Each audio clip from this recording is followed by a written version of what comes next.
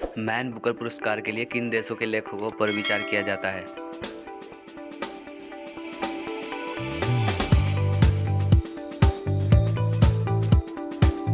निम्नलिखित में से किस क्षेत्र के लिए प्रतिवर्ष मूर्ति देवी पुरस्कार दिया जाता है?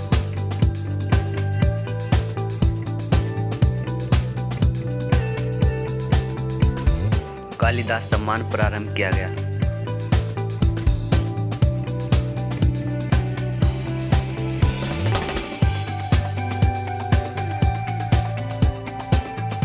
ग्रैमी पुरस्कार किस क्षेत्र में दिया जाता है?